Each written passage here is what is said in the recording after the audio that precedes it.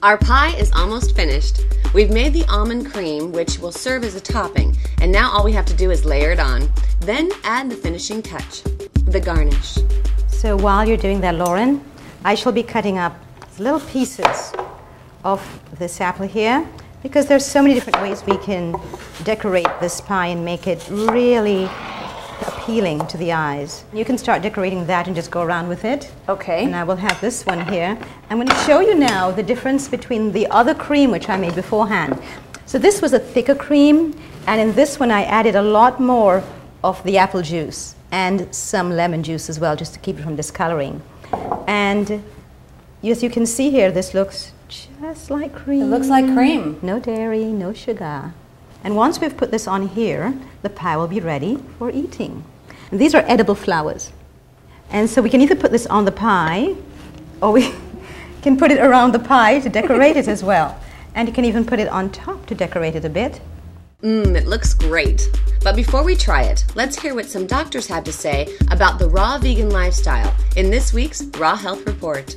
Lately, the raw vegan movement has been the subject of much debate. So for this week's Raw Health segment, we spoke with a few doctors to get their opinions on the raw vegan lifestyle. What are some advantages of following a raw vegan diet? I think the raw vegan diet is very exciting because it's a natural transition from being a vegetarian to vegan and now to raw vegan diet. The best source of nutrients is always going to be whole foods and fresh foods, freshly prepared foods. So I think the raw vegan movement very effectively accomplishes that. A raw vegan diet is just a very vital diet. It's rich in protein, which is absorbed easily. It's rich in minerals. It's rich in vitamins, because nothing is destroyed by cooking. The raw vegan diet, I think, provides a lot more nutrients because the food is not cooked. Therefore, a lot of the enzymes that's available in foods help to digest the food better, and that you can absorb the nutrients a lot better. Are there any potential drawbacks or dangers? I think some of the dangers can occur when a person is really not well versed in nutrition, has not educated themselves about what nutritional requirements there are. The potential drawbacks, like with the vegan diet, is that it contains no or very little vitamin B12, so people have to substitute vitamin B12. I don't think there's any drawback. I think that the difficulty perhaps is the availability, the time that it takes to prepare the foods. Hopefully there'll be more people that are involved in the raw food movement, particularly more restaurants. There are potentially the issues of omega-3 fatty acids, which might be a little bit low, so you have to substitute either with flax or hemp seed. Final thoughts?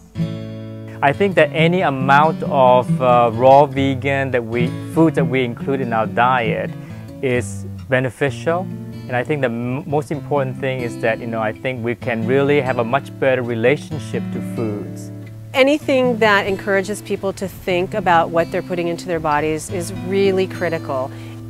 Well, I think in general it's a good diet, but everybody has to know their own body. They have to listen to their own body, see how they tolerate it. It might not be the right diet for everybody.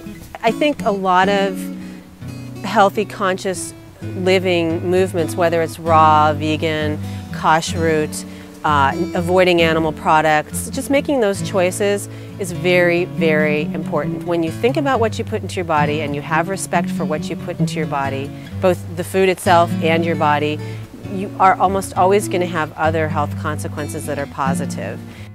Welcome back, and now it's time to taste the fruits of our labor. Will you cut me a piece, Dorit? Absolutely, I'd be happy to. The taste. Wow. Wow. This is the best apple pie, really, I've ever had. I love you. Seriously, this is the most amazing thing I've ever tasted. This doesn't even compare to cooked apple pie at all. And it actually tastes like it's bad for you, but it's not. This is amazing. Wow, I can't thank you enough, Dorit. I want to thank our raw chef, Dorit Dyke, for being here and making her delicious apple pie. And join me, Lauren Hayes, here next week on the Uncooking Show for ravioli. See you next time.